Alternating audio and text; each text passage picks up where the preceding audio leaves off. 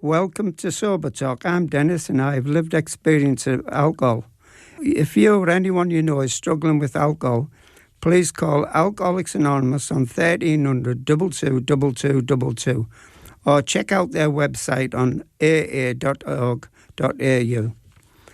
I'll just run through the preamble of Alcoholics Anonymous. Alcoholics Anonymous is a fellowship of men and women who share their experience, strength and hope with each other. They must solve their common problems and help others to recover from alcoholism. The only requirement for membership is a desire to stop drinking. There are no dues or fees for AA membership. We are self-supporting through our own contributions. AA is not allied with any sect, denomination, politics, organisation or institution, does not wish to engage in any controversy, neither endorses or opposes any causes. Our primary purpose is to stay sober and help other alcoholics achieve sobriety. Hello, my name's Neil. I'm an alcoholic. And here's my story. I grew up in Broadmeadows in Melbourne. Pretty poor. My first addiction was lollies when I could get them. Anything that made me feel good instantaneously was my addiction. Right throughout my life, actually. So I'm what you may call a all of the above alcoholic.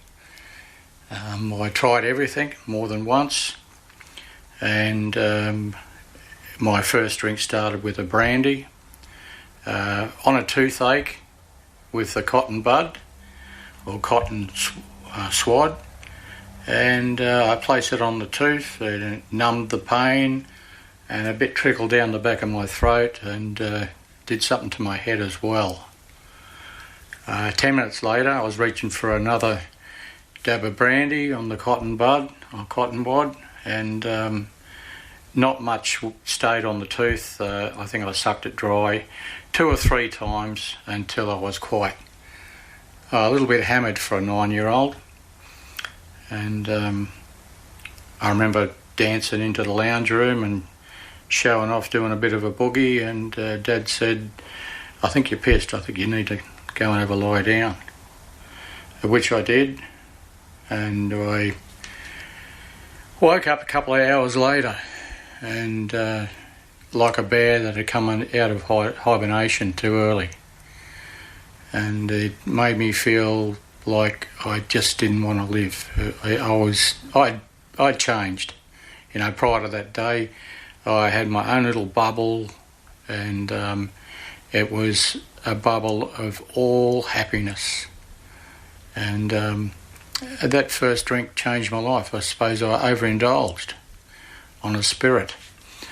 I stayed off alcohol. It scared me. I stayed off alcohol until nearly my 18th birthday, and a mate next door and I went around to the Foodland shop, grabbed a couple of bottles, 4 bottles of Abbott's Lager, and proceeded to drink those 4 dry, sitting on his old man Chevy in the heat of the day. I didn't feel too good after that, and I did the same thing. I went to bed and woke up a few hours later, swearing I'd never touch the stuff again. But I wanted to drink like a man, so I tried. And I tried and failed and tried and failed, and I couldn't take to it. But I was becoming used to drinking when I did, in social occasions. And I overindulged, I made a fool of myself, I became a laughingstock sometimes, and I was the life of the party others. And I couldn't control what that drink was doing to me, never have been able to. On a constant basis, I haven't been able to reliably rely on alcohol to be anything but a foe to me. I had many jobs. I moved on jobs because I thought that the jobs didn't suit me, but it was a restless discontent and irritability within me that saw me not only getting bored, but I needed a new face in life. Every now and then, if I found myself embarrassed by my alcoholic behaviour. I did this and gravitated through from Victoria, through New South Wales, Brisbane, back down, using my thumb for transport a lot of the time, and sleeping in cow paddocks. I did that for a couple of years and then knocked on the back door at home after my father suggested I should go and find myself. I thought I'd been out for long enough to show him that I had. This lasted probably 6 months, and I was back off the wagon, back in Melbourne, and I was on the road again, looking for a place to live. I had good jobs throughout my life. I worked in cinemas. I worked in gardens. I was a rose gardener for a while, and many others. Too long to mention. Restless, discontent, and irritable. I got married when I was 26. I was working in the gardens in Brisbane. I followed a girl from Geelong up to Brisbane and said this is the girl for me, but it wasn't. It was, and I wasn't for her in the long run. I joined the military and got posted to Melbourne, then Adelaide, and I thought the military will sort me out. I'll become a better person, and that was my intention, to try. But I think it was a party for me in the military, because the drink was cheap. Everyone seemed to be participating, and but not as much as me. You know, I'd make it a habit, and it was brought to my superior's attention that I was making it too much of a habit, and I needed to be counselled. And I took that counsel because the other alternative was the tank in Richmond in New South Wales, and I'd heard about it, and I tried my hardest to stick that out. I didn't though. I ended up getting counselled and spoken to, and had a written warning. This meant that the next time I'd be a formal warning, and I'd be in real trouble. So my life started in AA in the year 2000. My family had gone back to Brisbane. I'd separated from my wife, and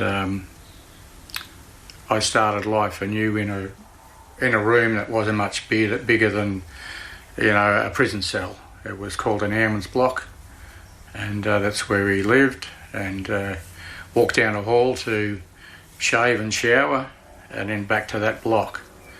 It was solitudal. It was not the best way after I came out of a married quarter and kids and family to be stuck in that spot, which was my own fault. You know, I wasn't smart enough to realise what path I was going down, and it made me think a little bit. You know, once I had some money gathered, I moved off base and bought a house with a bit of money that I had. I don't know how I found it. I think it was a cash-in of some super, and I put a money down on a house in Salisbury and continued to drink. And you can't do that when you've got a mortgage. And I lost that house after renting it out and living with some people that I befriended, and they did some damage, so I lost the house and had to start all over again. I found my way to AA, to Gawler meeting, after talking to an office manager by the name of Horst, and he said, after he's telling me his story, and I spoke a little bit about where I was, he said, well, you better get yourself without a drink to a meeting tonight at Gawler. And I did that, and it was the best thing I'd ever done in my life, because it wasn't that night that changed me, and it wasn't the next, or, you know, 4 or 5 meetings later, but something twigged in about my 5th or 6th meeting, which I spoke at all the meetings in the northern suburbs there from Monday to Friday, or Monday to Thursday, and which is the best thing I could have done too, because I was getting a lot off my chest. It must have bored people, but I needed to do it, and I needed to talk, and one member said, well, that's what you need to do. You need to talk, you need to get honest with yourself and other people. A few weeks later, I had an argument with a then girlfriend, and I put a $100 bill in my top pocket, and I went off to the front bar of the Salisbury Hotel with the intentions of getting drunk with the poor me's. And at that stage I'd already bought a big book. I went to go into the bar, but for some reason I reached out to the left hand side of the big bench seat in the Holden and grabbed hold of the big book that I'd purchased. Proceeded to walk to the door of the front bar at Salisbury, Jack's Bar. And I realised when looking down at my left hand that I was pushing with my right hand to go into a pub, and I had a big book in the other hand. And I thought, oh, something's telling me something here. There's a story behind this. So I got back to the car. It was a Wednesday night, and got to the second half of the Wednesday night hospital meeting in Elizabeth, which I was greeted with all the friendly faces after not drinking to getting to a meeting. And that was when my life changed. Well, I almost said started, and I haven't looked back since that day. I took a request from an older member that I should start a meeting, or not start a meeting, but take over from a meeting, and be secretary, which I did, and it was a good big job. This was a few months later, and I was about 6 months sober at this stage, and they said, you're ready, do some internal work. 12 months later, I found myself organising a camp, a Melrose camp, and doing that same job, and then wearing two hats, and which wasn't condoned at any stage that you should, but I felt I could handle it and put my hand up for it. I've always been a bit of a workaholic. I think that was to support habits that I created, alcohol being the mainstay, and I guess it was up to me to do something, and I felt, not in the inner circle, but I felt that I was a part of AA to become a member and a valued member, to do something that was right for a change and not something that was wrong. I could see a change in myself. I could see people, other people asking advice, the newcomer, and I was only new myself. I did my best to either point them in the right direction or answer their questions. And that became a good thing for me, to help other people. And I think, in the long run, after 22 years, helping people is what AA is all about. And to start off and realise that early was a good thing for me. It was a good thing for people that I helped. I am now 5 years sober, for more than the first time in my 22 years in AA. First bus was at 8.5. I had a wine. I turned that wine around in my hand after it was poured at a party by someone who I was a friend of, and he had received this bottle from his father, handed down to him to open during his birthday, his 50th birthday. I had a glass in front of me, and I turned it around and around and around. It was warm and it was fingerprinted, and it wasn't worthwhile drinking, because I changed that Grange 86 into Goon by not drinking it straight away or when it was ripe. And anyway, I had a sip and then the next 2 gulps was as if it was goon. And it changed me. I didn't drink straight away, but retrospectively, I look back and said, that wasn't so bad. And then it was a few lights later, it was a few heavies later, within a week, and it was a change of life. I'd busted and I'd thrown away what I thought 8.5 years sobriety, which was a lot of days, a day at a time. But it wasn't the end all. You know, I'd learned some things in AA, and that was to come back, do some work, confess the fact that you've had a drink, you've busted, and start again that very next day after my last drink, and which lasted a few weeks. And I eventually happened to bust another 2 times. My road in AA I thought was all straight and narrow. It wasn't such. I didn't take advice from people to do the steps. I took advice from closed-mouth friends to do certain things.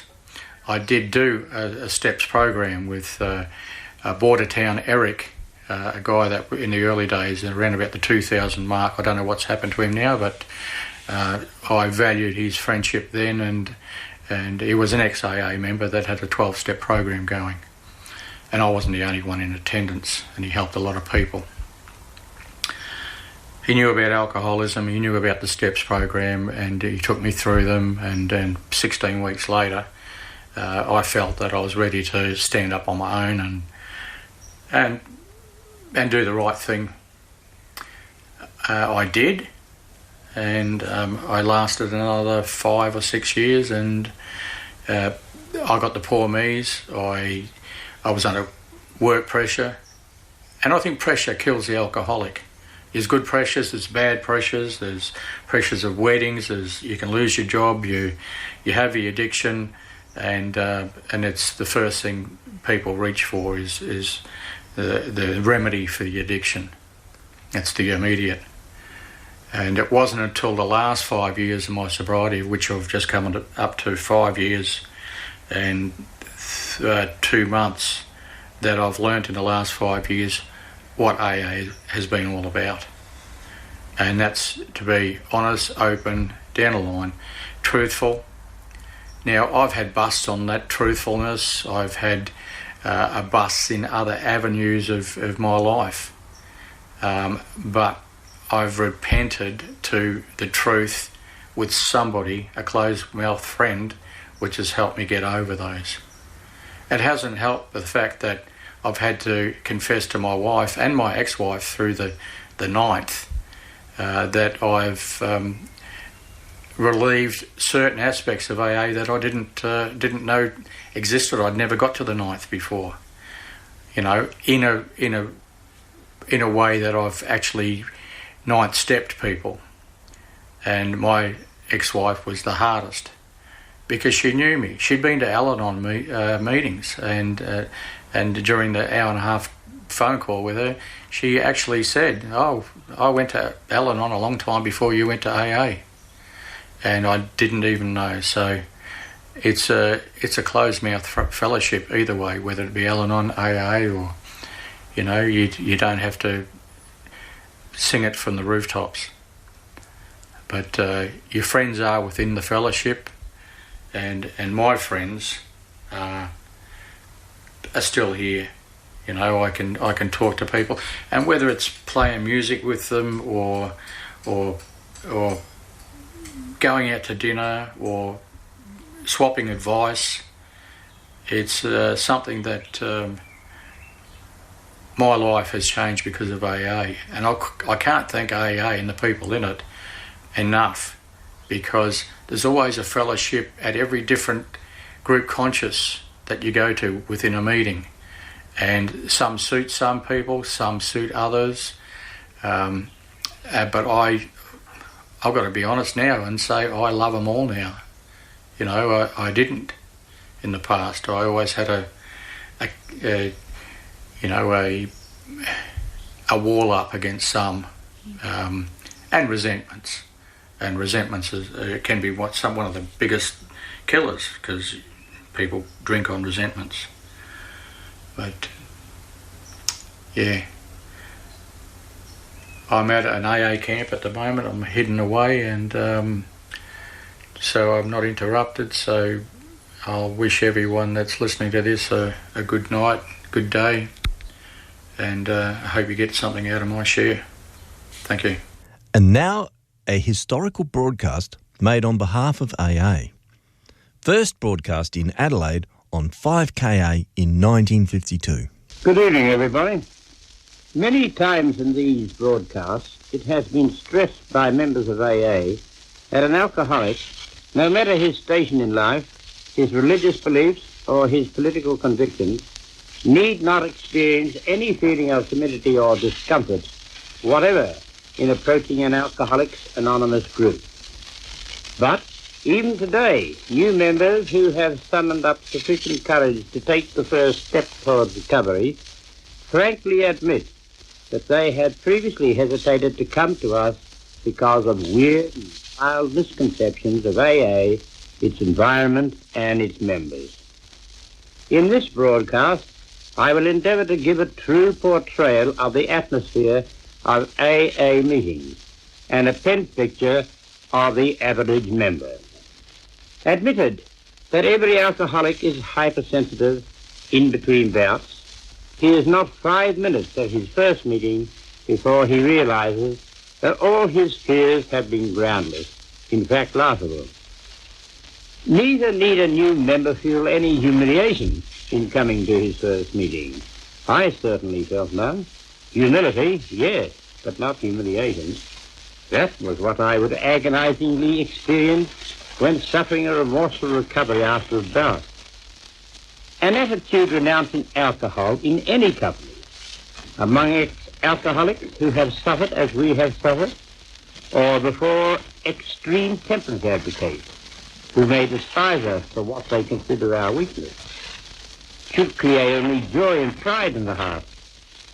And if you are contemplating coming to your first meeting, remove from your mind any idea that we are a religious sect or that we are religious fanatics.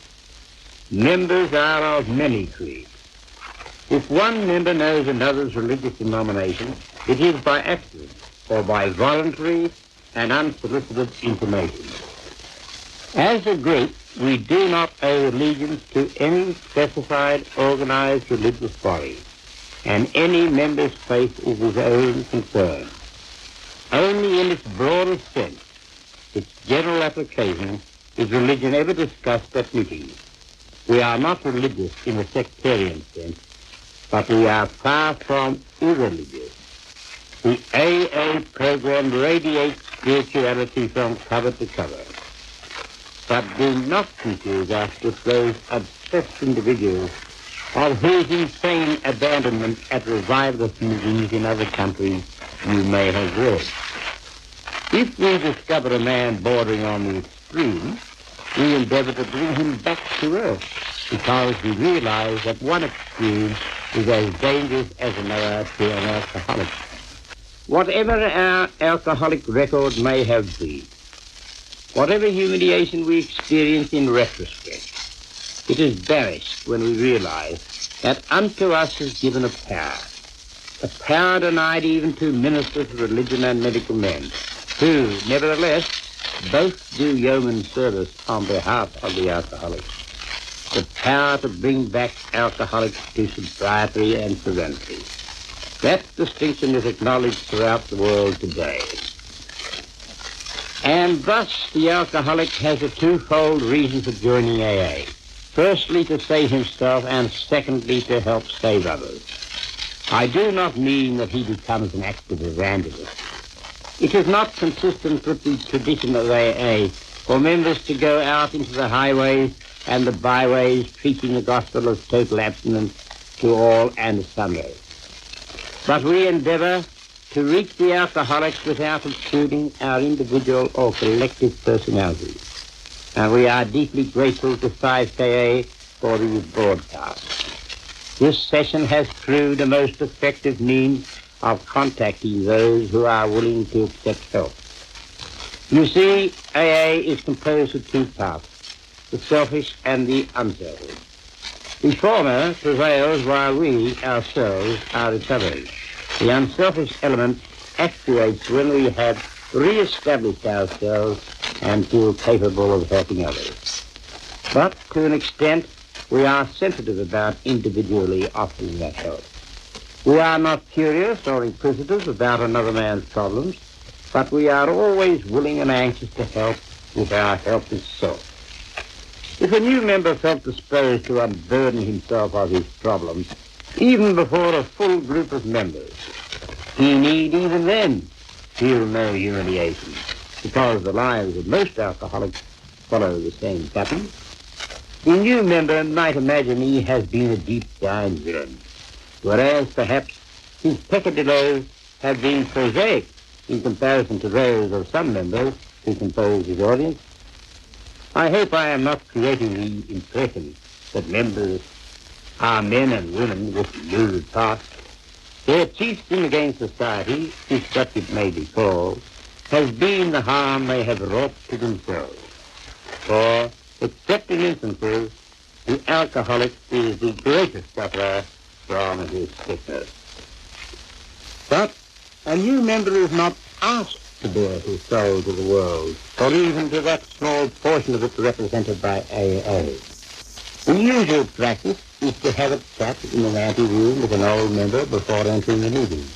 He tells that old member of his problem and indicates that he is anxious and willing to give up alcohol.